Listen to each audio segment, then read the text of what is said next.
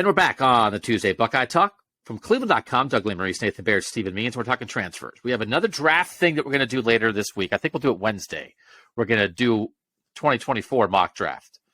And will Marvin Harrison Jr. be picked 0? He'll be picked even higher than number 1. But right now we're talking about this team, guys, because there was action over the weekend. And that is 2 guys in, 1 more out. And before we get into those, Nathan, can you just explain to people, again, the operational logistics of the transfer portal? I think we've tried to tell people along the way, but now that we're here and they're listening to this Ohio State Buckeye Talk portal podcast, where does the portal stand right now? So the portal closed on Sunday. Undergraduates had to enter by Sunday under NCAA rule in order to, under their one-time transfer immediate eligibility rules, then move on to the next school and be immediately eligible. An important part of the conversation that we forgot to bring up earlier, I forgot to bring up earlier, frankly, is that doesn't apply to grad transfers. The whole grad transfers have always been able to transfer and be immediately eligible. That is still true under the new rules. So if, for instance, someone were a fourth-year player at Ohio State and were finishing their degree this spring or summer, I do not believe that they have to be in the portal in order to transfer and come off the books. But that's where things stand with the portal. It is closed now until December, but that doesn't mean that guys can't still transfer. And actually, even undergraduates can transfer too. They would just have to sit out a year. Okay. So the thing that this is like a big, like Michigan State's starting quarterback went in the transfer portal like over the weekend. Like there is some stuff popping here. Nebraska's starting quarterback went in the transfer portal over the weekend, probably because he's probably not going to be their starting quarterback anymore. So there are things that are happening. And we'll get to all the things that are happening with Ohio State, but let's start with what seems like the most important one from an immediate impact standpoint, and that is Jonathan Simmons, the starting right tackle at San Diego State last year. What did I call him? Randy Simmons? You called him Jonathan Simmons. Leroy Simmons? Jonathan Simmons? Josh Simmons. Jeremy Simmons was the transfer point guard at Ohio State for the basketball team like 9 years ago. I'm at that stage. It's not Ohio State, it's me. Now, Bryant Browning, that wasn't me. That was not my fault. Ben Crispin, that's not me. That's Ohio State's fault. That's their fault. Those names are too similar. But Jonathan Simmons, Jeremy Simmons, Lou Simmons, whatever, that's my bad. I almost caught myself a couple times calling him Jason Simmons. People might remember NFL DB for several years. That one I almost caught myself doing, but it's Josh Simmons. Josh Simmons is coming here from San Diego State, and Nathan, is he going to be the starting right tackle for Ohio State in the opener? I think there's a decent chance he will be. I think that, again, as we talked about before, probably a similar talent range than some of the other guys that they have, but does have that year of experience. So at the very least, I think this is now a 3-man competition to start at right tackle. Steven, do you think he's going to be the starting right tackle? I don't know how set in stone we are that Josh Fire is for sure their left tackle. So I think I'll say he'll be a starting tackle. And I wouldn't be shocked if he's at left tackle and Josh Fire is at right tackle, or if he's at right tackle and Josh Fire is at the Joshes. The Joshes are at the tackles. But I do think that it's a safe bet to say he'd be a starter, because you don't bring a guy in here like that, given what we're coming off of in the spring, unless you're expecting him to potentially be a starter for you. To our knowledge, does he have any left tackle experience? Not that guys don't move all the time. You got a whole offseason and preseason to do it, but he's a right tackle for the moment. I did not ask him about left tackle experience, so I assume like a lot of offensive linemen, he probably played it at a lower level. He only played right tackle at San Diego State last year. However, this is what we call a callback to the pod. We were having a conversation last week about what happens when you have a left-handed quarterback and it flips the offense. Last year, I can't remember what week it was, San Diego State flipped its starting quarterback from a right-handed guy to a left-handed guy. So he spent a portion of last season as the right tackle in an offense with a left-handed quarterback. Oh, So he was doing the blind side. But for him, it is about the idea that you haven't played on that side, and it would be an adjustment, and it doesn't mean that you can't do it, and it doesn't mean that you won't do it. But so how do we view this? What do we think of this, Nathan? Is this, oh my God. Like, so here's the other thing that happened, right? Like Tyler Buckner went from Notre Dame's quarterback competition to Alabama's quarterback competition. Now, if I'm viewing that for Alabama, it's like, oh, well, Ty Simpson and Jalen Milroe, I don't know that anybody really emerged there. That's kind of good to throw Tyler Buckner, who's a highly recruited guy. You throw him in the quarterback mix. Good for Alabama. I also might think, oh my God, Alabama is taking the Notre Dame leftover in May. Oh my, the Alabama quarterback room is on fire. It is on fire. That's on a lower level.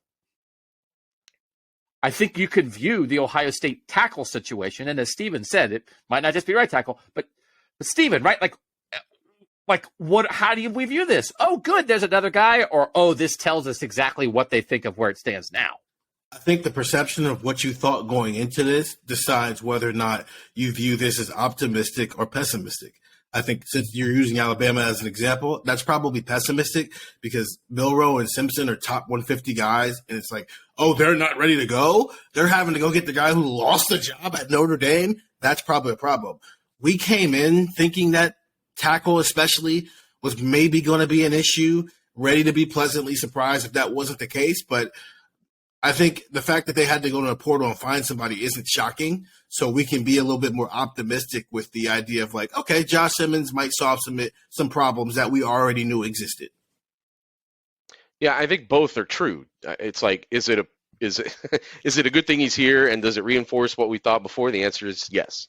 I think that's both things are true. But listen, what I've liked about him from the beginning, from an Ohio State standpoint, was this isn't a guy who is 3 or 4 years into this and has lost a starting job and is now looking for another gig, or even is coming up from being a starter to lower level. The fact that he's only last year was a redshirt freshman, I think, is an important thing here because he's someone who gets to keep growing. I know that doesn't necessarily mean that makes him a plug and play no doubter.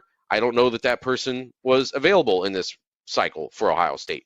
But it is someone, again, this is not just a 2023 issue for Ohio State. The same guys would be in the mix again next year. And I know that they're high on Luke Montgomery. I know that they are high on Ian Moore. I know that who isn't here yet, won't be. But and I know that they're high on Miles Walker, maybe being kind of a diamond in the rough, or somebody that they got, they ran on early and got a good deal there. But you need more than 2 tackles, as we're finding out. So just putting someone like this in the mix that has a little bit of a higher ceiling, he might have been a guy that got lost in recruiting a little bit because of COVID. Maybe there's something here that they can develop. But in order for the 2023 impact to be there, it's got to be developed pretty quickly. I watched a couple of games on him. I watched the game he played against Utah. I thought that was pretty average. Again, that's a second year, though. A second year. Go ahead. Just to piggyback, 41.9 PFF grade that week, and again, one week, whatever. But that was actually, I mean, his grade for the season wasn't spectacular. But yeah. I thought he kind of got stunned around a couple times. I thought there was a 4th down play that came his way that just seemed dead on arrival. Some moderate displacement on some things. Like I thought he was fine in that scenario. And then when I watched their bowl game against Middle Tennessee State, I thought you actually saw him shoving some guys around and imposing himself and looking more stout. The problem is Ohio State needs him to beat the Utah-ish people they have on their schedule, not the Middle Tennessee State-ish people that they have on their schedule. So he'll get here in the summer, presumably, and start working towards that. It's just another body in the mix that raises the chances that they'll get the best possible person, I guess, out of that mix. But I think it still remains to be seen what that means for the level of play that they'll get out of either of these tackle positions. So in the Mountain West last year, there were 21 offensive tackles that played at least half their team's snaps, and he was 18th of 21. So Could we say a phrase like Ohio State adds 18th best tackle in Mountain West? We could. We could say that phrase. Ooh. It's like, oh, I got it. 18th best. So that's not normally a phrase that would inspire confidence at a place like Ohio State. But the tackle play in the spring didn't inspire confidence. So when it's not, it's like a buffet. It's a buffet. I'd rather, well, actually, this is a bad example because I was going to say I'd rather sit down and eat a good meal than eat at a buffet. I actually would rather eat at a buffet. I would rather eat a lot of mediocre food than a sum of great food. Shocking. But many people would say, oh, I'd rather have the really good food. But this is a buffet. And it's like, well, it's like, hey, can we go to a steakhouse tonight? It's like, no, we can't go to a steakhouse. It's like, well, do you want to go to a cheap buffet? Then it's like, yeah, no, let's go to the cheap buffet. They're at the buffet portion of the offensive line because the steaks left. The steaks are gone. One steak is Arizona, and then one steak is in Cleveland, and then maybe the league thought, well, it's high-quality hamburger. Maybe it's not steak. And now it's just a buffet of tackles. And the more offerings you have, the better chance that you'll find something that tastes pretty good. So I'll put a little Joshua Simmons on my plate with a little Zen Michalski. You don't want to overindulge on Zen Michalski, Stephen. Do we have to maybe factor in that maybe sometimes being in a better environment can produce better play from you as well?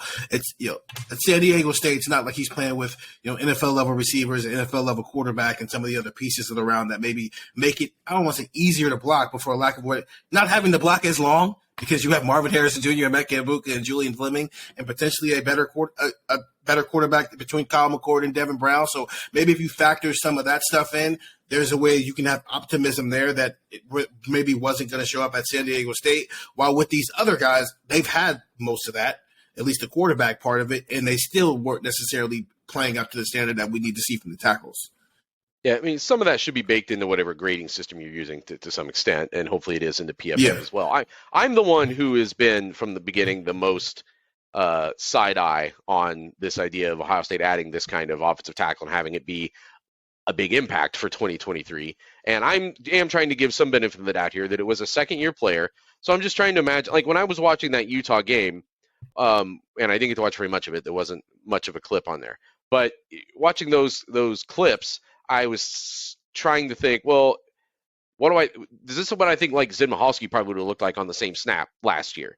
And the answer is usually, yeah, that's about what it probably would have looked like too. This is a work in progress still. And important work is going to be done this summer by these guys individually. And it's got to look better this fall than it did in the spring, obviously. So I think Steven is right, though. I think there may still be options on the table here as to which side guys end up on. If they feel like right tackle wasn't it, but they know Josh Fryer can handle right tackle, and they think this guy would be just as good as anybody else at left tackle, maybe that's something they look at too. I think Josh Fryer would have been better than the 18th best tackle in the Mountain West last year. I agree. That's probably fair. I don't know that I think Zen Michalski or Tegra Shabola would have been. So if this is okay, now we think, as Stephen was saying, Josh and Josh, that's the road we're going down, whatever side they wind up on. This is just one of those, to me, that if you had said, oh, Ohio State has one tackle set, and then Josh Fryer, Zen Michalski, and Tegra Shabola are in competition for the other tackle, I would have felt fine about that. That there's no sure things with that group, but you go 1 for 3 out of that group, and you'll probably 1 for 3 will be a solid guy. I think that's realistic. When you had to go 2 for 3, and then the third guy is like your swing tackle, there's just not a lot of room for error there. So I will say, right now, I don't care about the 2024 tackles. So, Nathan, to your point of the one thing about this guy is he's not a one-year thing, I'd take a one-year thing right now if I were Ohio State. Like, give me Jonah Jackson. Give me Trey Sermon. Give me Tanner McAllister. Give me a 100%. 100%. Yeah. Anybody would. But that guy wasn't out there this spring. So it's nice to, but like it's so much more. It's not a year-to-year sport yet. You can't call college football that in the way that you almost can call college basketball that now, almost. You can't call college football that. But it is more of a year-to-year, one-year thing than it used to be. So yes, they need the tackle issues aren't going to magically solve themselves in 2024, but they're trying to win a national championship in 2023 with Marv and Emeka. We're doing them together now. Marv and Emeka. You want the Marv and Emeka show to have a great run. You don't want it to be canceled because you couldn't get the curtain open. So that is the priority. And the idea that that's what they've done in the portal. Often, as they've said, do we have a hole? We'll fill the hole. Tanner McAllister fills a gap. Jonah Jackson fills a gap. Trey Sermon fills a gap. They would have filled the gap if they could. So this maybe fills the gap and will be nice in 2024 and 2025. But I do think what has to happen here, and I guess that's like, what do we think the chances are of this happening? That the presence of Joshua Simmons, either he wins a job and is pretty good and has to beat out guys to win it, or you throw this guy in the mix and Tegra Shabola and Zen Mahalski go, what? Oh, shoot. And they raise their level because you have competition here. And the result is, Nathan, maybe it's not Joshua Simmons, but the result is a better right tackle nonetheless. Do you think this could have a pretty substantive impact on the chances of Ohio State getting good right tackle play this season? Yeah, I think just you're playing the odds a little bit, like what you said before, right? Like you go from a 1 in 2 chance that one of these three guys could be a good right tackle to 1 in 3 chance. Your chances of finding it are better. But I think there is some of that. The competition will help too. But you're also talking about a more condensed time period now. His timeline was weird, and I actually didn't know this at the time when I got him on the phone pretty quickly after he announced his word got out about his visit. But he went in the portal in like mid-February. So I don't believe he did spring football at San Diego State. So he should have just gone in December. He could have been here the entire spring, and that would have helped. I'm not 100% of that, but I'm pretty sure of that. I know that he announced he was going in the portal in February. So that would have helped. That would have given him, I think, a real leg up in this. Now you've got to kind of try to catch up at the level that those two guys were at, just as far as knowing the offense and that sort of familiarity. But I do think that those things are not completely just coach speak. That it's already a battle, and now you're adding another guy into that. It just raises the heat a little bit. 6'6", 305 is what he's listed at San Diego State. Stephen, just by like the profile of what Ohio State wants in offensive linemen, that's not bad, right? I mean, like you don't want to like talk this guy played major college football, started in major college football as a true freshman. So we're trying to walk the line here between redshirt freshman, as a redshirt freshman. We don't want to be like overly optimistic and be like, boom, San Diego State guy solved. But you also can't be like, San Diego State guy, because one of the guys who this is, and Stephen, we have to be open to this, and I can't. I wish I had a better college football analogy that was jumping to my brain right this very second. Maybe you guys have one. But like Jalen Pickett for Penn State basketball was at Siena and then came to Penn State. Mm-hmm. And then in his second year at Penn State was one of the 5 best players in the Big Ten. And it's like, what's the Siena guy going to do? It's like, I don't know, be first team all Big Ten. So there are times when guys jump from mid-tier competition up a level. And again, the very specific circumstances around Joshua Simmons here, that he was a guy who had Power 5 interests coming out of high school, got trapped in the COVID loop a little bit, stayed close to home. I do think there is possibility of real upside here, Stephen. There's always late bloomers, especially in football, especially on the offensive line. And just because we were dealing with COVID, if you're in that 21 class, that probably wasn't the year to be a late bloomer. Had that year been normal, is he 342? I don't know. Maybe he's 214 or 186 or something like that, just because he would have had that summer that they lost, that summer of camps and showcases to really show himself. And I'm not saying that would have turned into an Ohio State offer, but maybe Oregon isn't the most impressive offer coming out of high school for him. Maybe USC gets involved. Maybe some Big 12 schools get involved, and maybe some SEC schools, and maybe some Big 10 schools start to get involved as well. So there is some picket here of maybe coaches didn't get a chance to get a real evaluation of this kid out of high school because of what the circumstances around him. And so he might end up being better than his ranking just because he didn't get a chance to get a true evaluation. Now, you want to give that a grain of salt, because I think sometimes we do that a lot when Ohio State gets guys who are maybe lower rated, go, hey, maybe he might just be better than his ranking just because Ohio State's got him now. So it's maybe that's the case, but also he just might be what he is, and that's a pretty quality dude, but it's just one of the mix just because of where your offensive line is right now. I will say in the end, I will remain a little surprised. For instance, there's a guy, Omar Spates, was one of Oregon State's best defensive players last year, and he just transferred to LSU and is starting at LSU at linebacker next to Harold Perkins, who was like one of the best freshman defensive players in the country last year. And it was just a totally established guy at a place like Oregon State who was like, I don't know, maybe I'll go try to win a national championship. And he went to LSU, and they brought him in as a starter, and he's starting right away. I understand. We all know what Ryan Day and what they've said over time, Nathan, about how they want to handle the portal, that they aren't as interested in sort of promising starting spots to guys. But I just wonder about like the chance, and they had that with Jonah Jackson. Jonah Jackson was an all Big Ten player and then came to Ohio State. Like, I'm just still in the end a little surprised, Nathan, and not in this window, because it's harder to find that guy in this window, but that they didn't get that guy in the first window because they knew what the tackle situation was, and that they didn't bring in a guy who, okay, you're not handing him the job, but it's like, okay, he's a multi-year starter on a Power 5 team and was all conference. He's definitely more established than the guys we have here. I don't want to call it a failure, Nathan, but I'm just a little surprised they didn't pull that off. I think it's really hard to use the word failure as it applies to the portal, because you're really at the mercy of what's available. And it's not like you have hundreds of guys to pick from, really. And as we said before, the one thing that hasn't come to fruition the way we thought it might be is a program like Ohio State.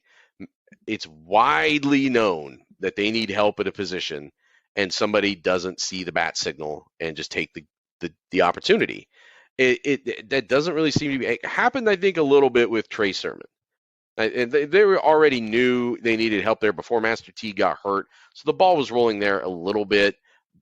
And the other dynamics there were going to make that work out. But in general, like whether it's offensive line, whether it's cornerback, it doesn't really seem like that is the way it has worked yet. And I've been a little bit surprised by it. You see a lot of times with guys who go in the portal, and girls because it's other athletes, it's and women because it's other sports too. You can put in the portal that like they ask not to be contacted because they already know where they want to go. Like, I'm almost surprised that there isn't some of that happening with programs like Ohio State or other big programs. But the other thing is, in the age of NIL, why limit yourself? Even if you think that Ohio State's a great opportunity, somebody else might rise up and beat the offer, I guess. So I was surprised too. They tried in the off season, or in the December portal. I think what stands out to me is I hear what you're saying about not caring about Josh Simmons long term as it pertains beyond 2023. But if this is the kind of guy they could have somehow gotten in the portal a year ago, like, get him. It's hard to do because they're starting at a lower level. But if you get that guy and convince them of this massive need that you have in 2 years, then you've got time to develop them and stuff. And that makes more sense. But how you get that guy to come in and not, because if you have the opportunity to recruit over him with the guy that you're asking for, then no doubter, you're going to take him anyway, right? So I think that's tricky as well. So like Jeremiah Byers was a guy like this. He's a 4-year guy at UTEP who did have Ohio State on his list of possibilities in the first portal window, and he picked Florida State, and he's a starter at Florida State at right tackle. And he's an established guy at UTEP who was coming for 1 year, and Ohio State talked to him, but Ohio State didn't get him. But if you get him, he's it. Like, you lock that guy in. Florida State locked him in. So yes, there aren't a million of them, but there are a couple, and they didn't get any of them. So now they're here, and in the end, I think they wish their offensive line room wasn't in the position to need it, but since it is in the position to need it, it's good they added somebody. And my guess, if I had to bet money right now, based on nothing, I would bet that he's the starting right tackle in the fall. So, it doesn't mean it's impossible for it to be Zen Michalski or Tegra Shabola. It doesn't mean that they guaranteed him a starting spot, but he started in college football and these other guys haven't. So we'll see what happens. Okay, when we come back, another guy in for the Buckeyes. What might he do in the fall? Next on Buckeye Talk. Doug, Nathan, and Steven back. We want to just briefly say RIP to Bob Kennedy, who was the stadium announcer in Ohio Stadium for the past 2 decades. So if you went to an Ohio State football game, he's the voice you heard over the PA. He's the voice you heard, given the announcement in between quarters, for like do this or do that, or like just the voice during the game. Bob Kennedy did that, and he did it at a bunch of other Ohio State sports as well. And he was just like a really nice guy who was around, and you'd see him in the press box and you'd say, "Hey, Bob." And, he just really cared about Ohio State football and dedicated a big chunk of his life to it. And it's, it's the people like that sort of make the world go round, that like just they show up, they really care about something in a big way, and then they go about their jobs and they do it well. And I know a lot of you listening to this have been to games at Ohio Stadium in the last 20 years. You've heard his voice. Like if you just conjure what you hear over the public address announcement at Ohio State, and you've heard, it was about Bob Kennedy, and he died over the weekend at age 59. So, and just like a super nice dude. So really sad that he's gone at the age of 59, and you'll be hearing somebody else there in the fall. But I think to have a voice, like a person that you never met, but that you heard their voice at a place that mattered to you, that's like an interesting way of like how somebody becomes part of your life in a way that you don't even realize. And for millions, I mean, you think about how many people have been through Ohio Stadium in the last 20 years. For millions of people, Bob Kennedy was one of those people. He was part of your life because you really care about Ohio State football, whether you knew it or not, and whether you knew his name, but you knew his voice. So rest in peace to Bob Kennedy, who passed away at the age of 59. Let's talk about the other player that came into Ohio State in the portal over the weekend. And this one is slightly not complicated, but it's a little more interesting, Nathan, because it's Lorenzo Styles, the older brother of Sonny Styles from Columbus, played against Ohio State last year as a receiver at Notre Dame, is coming to Ohio State as a defensive back, but we're not even 100% sure exactly how he's getting here, Nathan. Just tell us what we know about the Lorenzo Styles situation before we get into how he might impact the team. Yeah, so right now, like on our scholarship chart that's posted on our site, I'm not listing him as a scholarship player yet.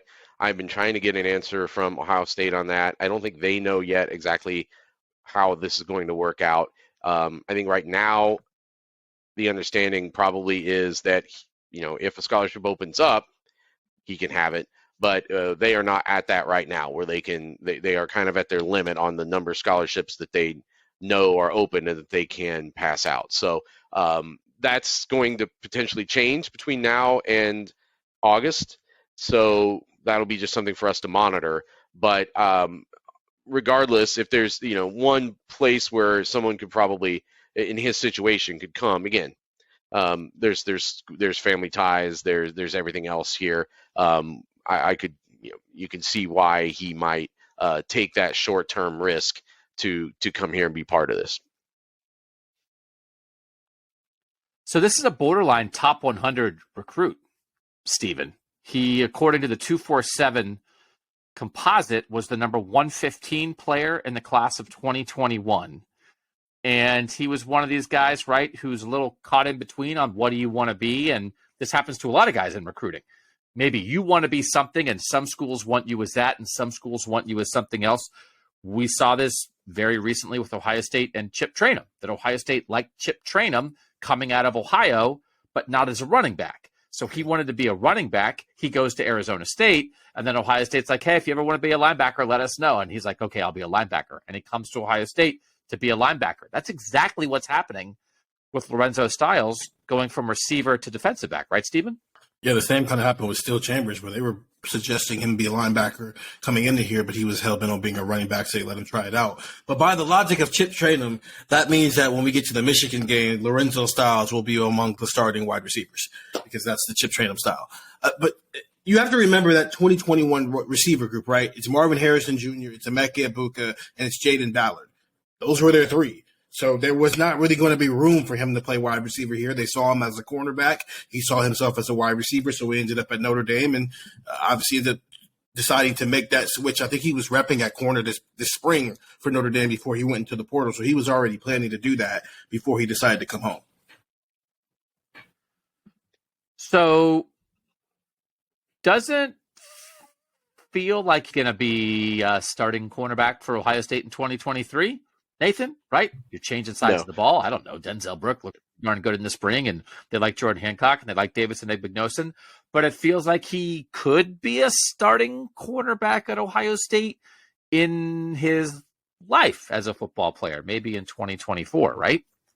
Yeah, maybe. And he did rep at corner just at the end of the spring. He only had a couple of meetings from what he told some of the reporting I was reading up there. So it was at the very end of the spring that they had gone forward with this conversion. He was going to play both ways in their spring game, and then he went in the portal before the spring game. So he didn't play either way in the spring game. And, corner it's an interesting time for him to jump in here, because you have a situation where Ohio State has really only two draft eligible guys going in this year, in Burke and Jordan Hancock, and one of them has barely played. So you would think, odds are that both of them wouldn't necessarily be heading out the door this spring, by this time next year, but we'll see. But they're also filling in behind that with guys that they like a lot. Davison Igbinosun had a good spring. Jair Brown has been showing some good things. And then you've got Jermaine Matthews and Calvin Simpson-Hunt coming in, who are both guys that they really like and thought were going to be dudes long-term in that room. So I'm curious how quickly Lorenzo Styles can kind of get up to speed. The other thing I think that's worth mentioning here is he's got a little size to him. What is he, like 6'1", 190, something like that? So yep. Not wayfish by any means. And this thing that Jim Knowles has been talking about, where cornerback style athletes maybe being at that nickel, that's just something I'm keeping in the back of my mind as we watch him develop here over the next couple of years, because I think that's a plausible thing too, depending on how this development goes. But the other thing I brought up a couple times, and I have not talked to the Styles about this, but I just think it's worth mentioning in a situation like this where a guy is switching positions. He played as a true freshman. He has not used a redshirt season. So again, that just something to keep in mind as you're looking at the full timeline of what his career could be at Ohio State. I think that nickel position makes a lot more sense, just because, the floor of this cornerback room might be getting raised significantly over the next year with the guys who are already on the team, plus what they might do in this 2024 recruiting class here.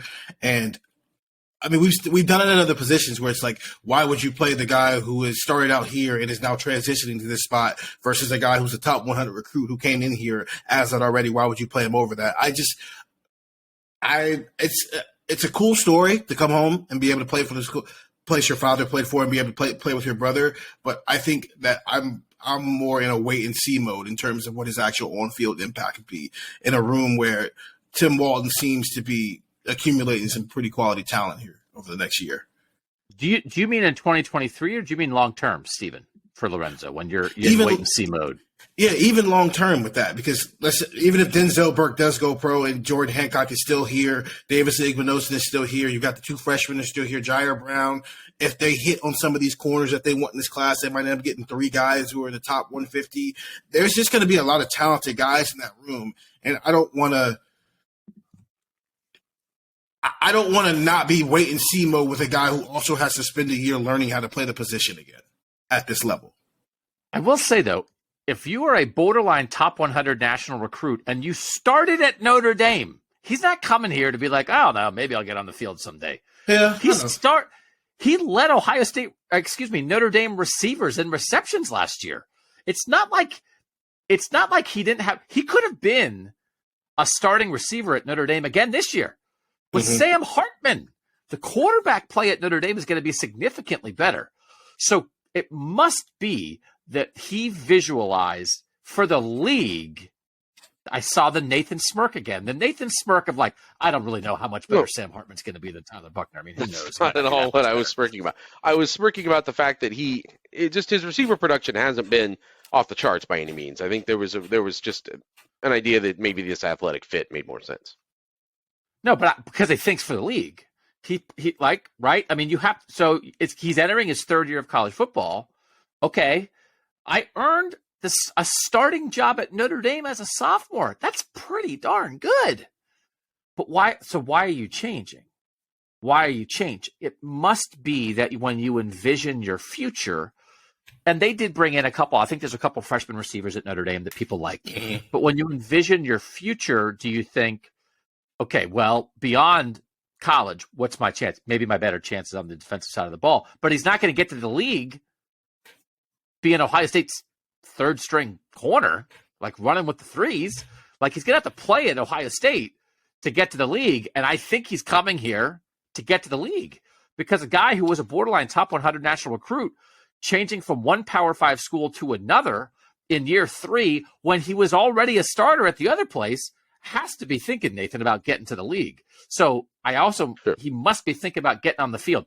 Maybe not in 2023, but my guess would be he will be very competitive in 2024 to be a somewhat primary part of the Ohio State defense. And again, it all depends on what the numbers look like regardless of him. Like we said, if Denzel Burke, very good chance you would think of leaving after this coming year. Jordan Hancock hits, very good chance of leaving after this coming year. So now your need for him to be ready for something in 2024 goes up significantly. And if we talk to Jim Knowles for the first time and he's like, oh, he's the perfect nickel guy. It's like, okay, like we're on alert for that too. Of like, okay, well, now we're like having a different discussion. It's like, okay, well, can you beat out Jihad Carter and Cam Martinez? Or we don't know what that position is going to look like next year. Again, like I just think 2024, Lorenzo Styles has a chance to be part of this Ohio State defense in a somewhat significant way. All right, let's talk about the guys leaving Ohio State. So was the only new one over the weekend, Nathan, Kaleb Brown from the receiver room, right? Correct. Yeah. So he joins Caleb Burton. Don't be confused. They're both Caleb B, but Caleb Burton was Caleb with a C. This is Caleb with a K. Kaleb Brown. Steven, you've been on alert for this. This is the second year receiver to go. Kaleb Burton, when we talked about him transferring out, no traction. No traction. Injury in high school, injury at Ohio State, no traction. What do you think the situation is when you look at Kaleb Brown, Steven? I think if we were going to pick two of those 4 second-year guys who wouldn't be here at the end of the spring, I think I would have picked these two. Burton for the no traction reason, Brown because of I don't see where he gets onto the field because of what he is. He's coming here to be a slot guy, and his best chance to get on the field this year would have probably been as a return specialist because you've got a Mac Ibuka coming back as your starting slot. Xavier Johnson is back, who's probably your backup slot and backup everybody right now. Brandon Ennis is showing up here in a month. Well, officially showing up here in a month. He's been up here forever and a day, it feels like, who will also probably be a slot guy. We've seen, Bryson Rogers might end up being a slot guy. There's just a lot of guys.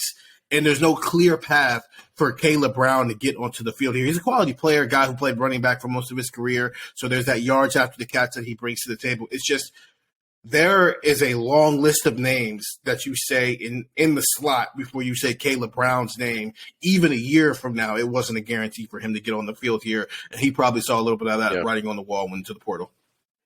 Yeah, that was the thing. It's it's the next year, as we talked about before, there's a big competition that's going to break out in that receiver room for all these spots that are vacated and lining up a whole new two deep in that room.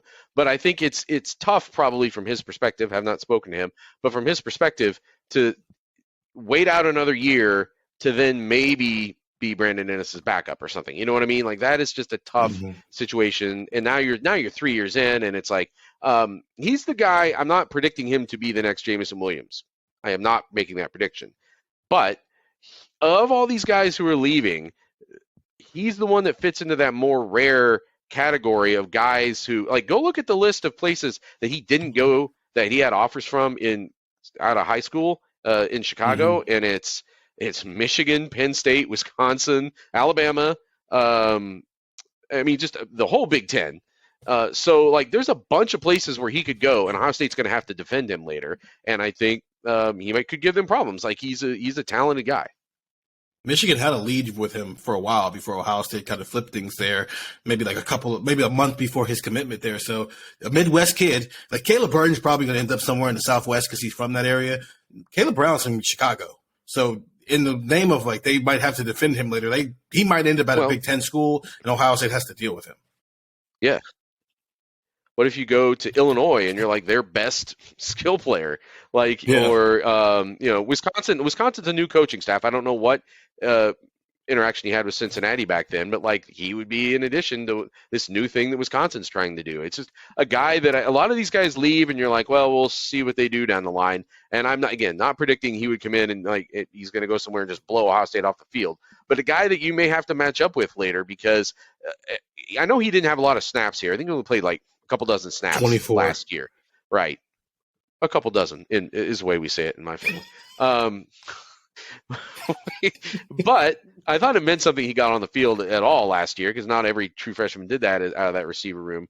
But also on top of that, you were hearing things about him. He was a guy that you could hear some buzz building behind the scenes about him, just because of his skill set. I remember writing a piece because Devin Brown had talked about him at one point and been like, I had no idea he used to be a running back because he looks so good, looks so fluid and experienced as a receiver. And that was one as a true freshman.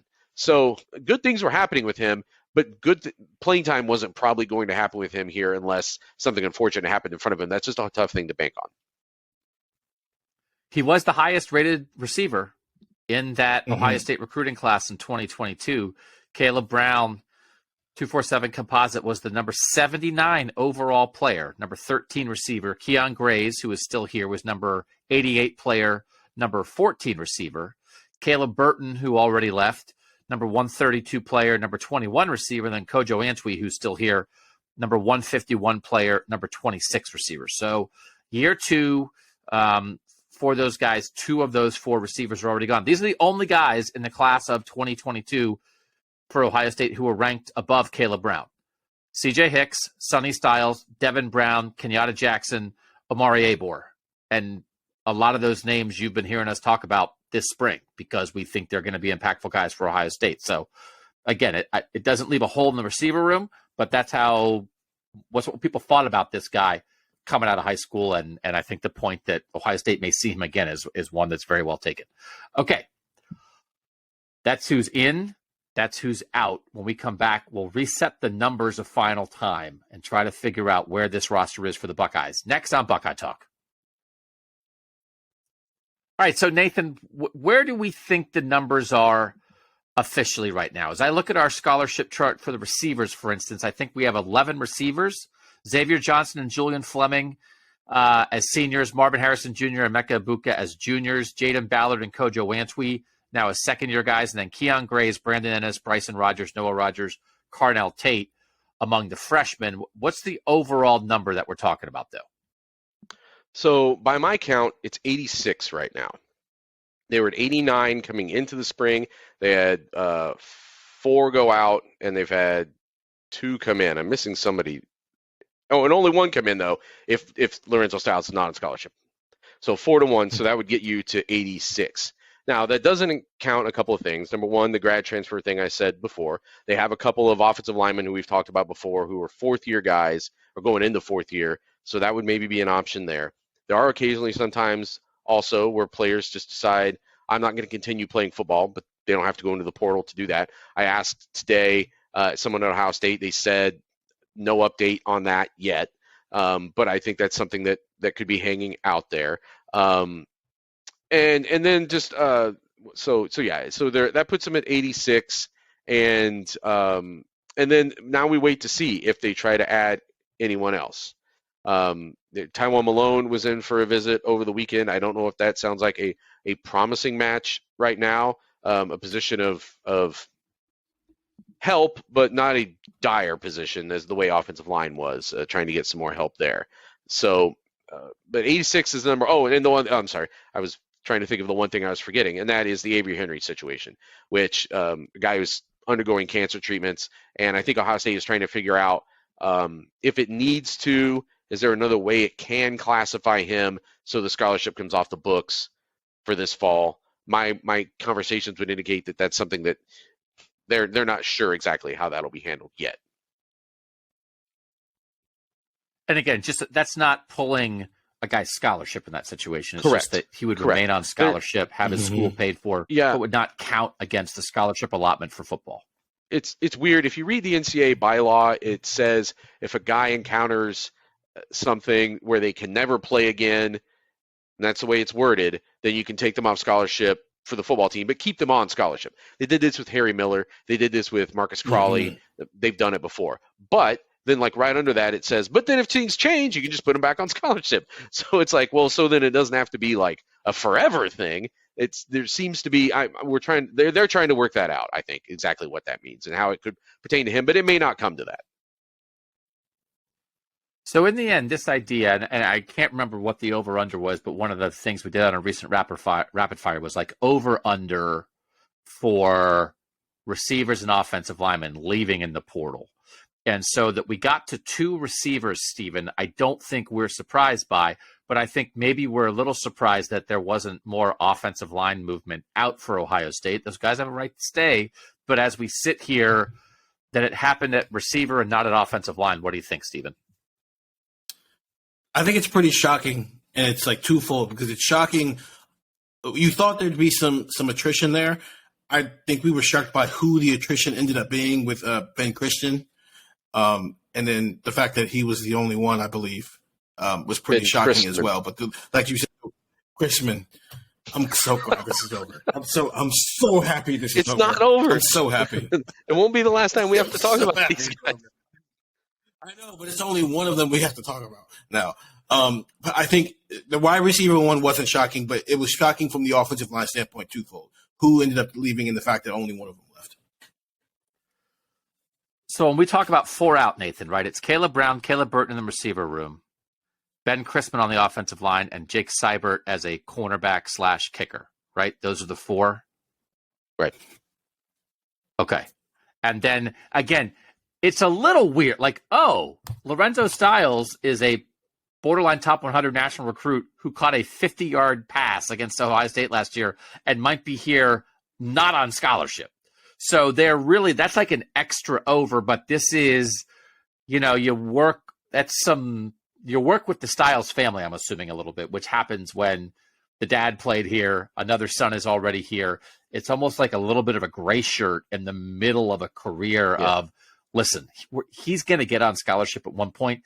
You might have to bear with us for the fall because then guys will go to the league and then things will clear up and he'll be on by January. It might be one semester that they would have to pay at the most before it happens. Mm-hmm. But even having a family willing to do that is quite a luxury for Ohio State, and tip of the cap to the Styles family if they are willing to be patient with that, because you're getting Nathan, an extremely talented dude who maybe does not have to count against your scholarship number if you're right up against it. And they remain right up against it for now, even as we said, 1 over.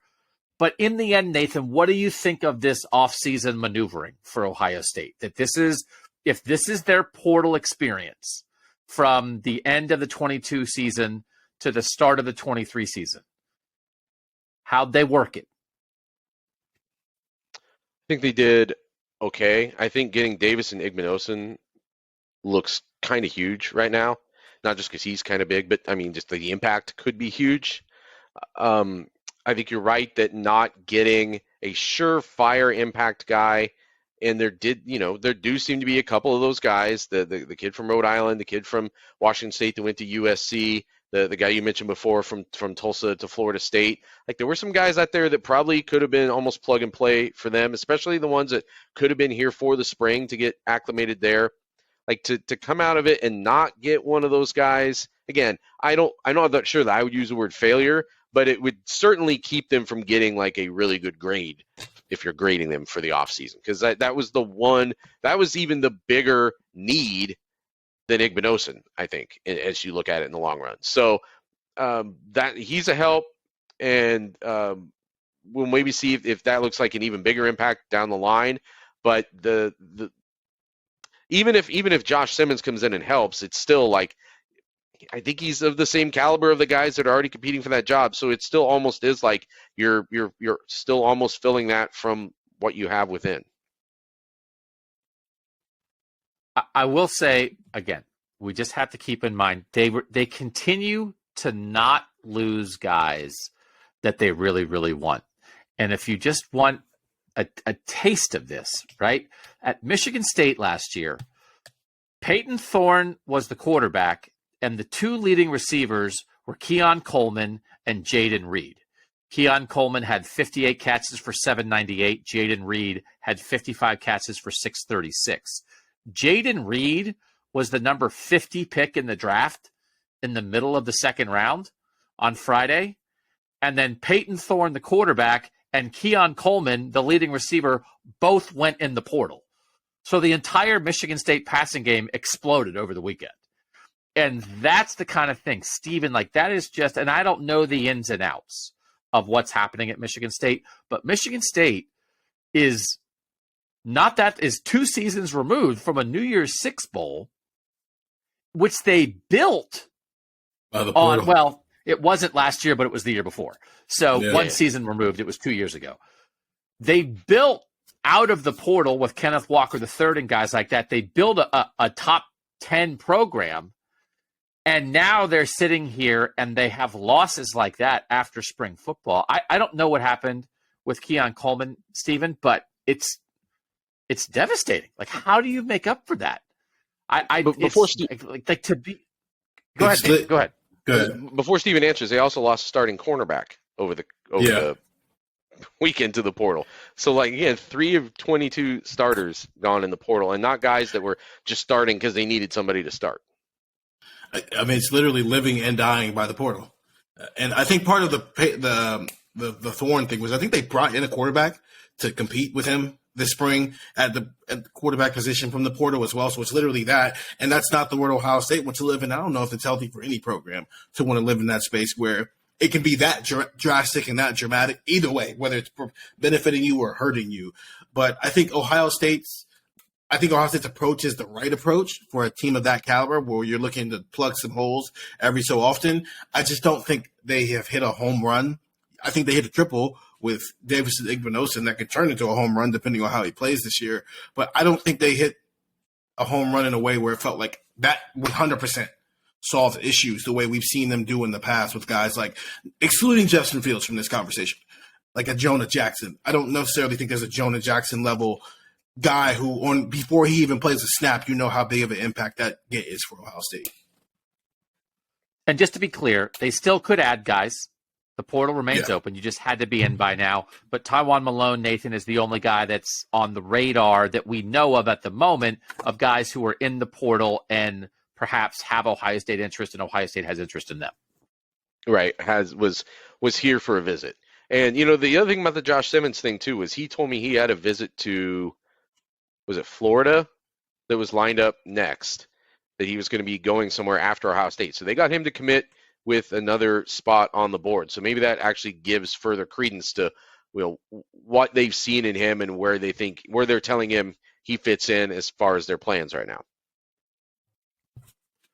All right, we wanted to update you guys on the portal. I hope that did it. We'll keep bringing you the information on the texts that we send out, 614-350-3315. If you want to subscribe to that, it's a 2-week free trial. We'll be writing stories about it at cleveland.com/OSU. And then we, of course, will talk about it here on Buckeye Talk. Next Buckeye Talk, the plan is to go into the future and try to predict what's going to happen in the 2024 NFL Draft for the Ohio State Buckeyes. And we will revisit and reveal what we predicted a year ago for the 2023 draft when we did the same thing a year ahead. So you start doing things a year ahead, then you just create content on top of itself, because there's nothing people like more than people talking about how wrong they were about things. So we'll talk about what we thought about CJ and Paris and Jackson and Ronnie Hickman and those guys a year ago. But most importantly, the Ohio State could have a bunch of first-round picks in 2024. And we'll talk about that on the next Buckeye Talk. For now, for Nathan Baird and Steven Means, I'm Doug Lesmerises, and that was Buckeye Talk.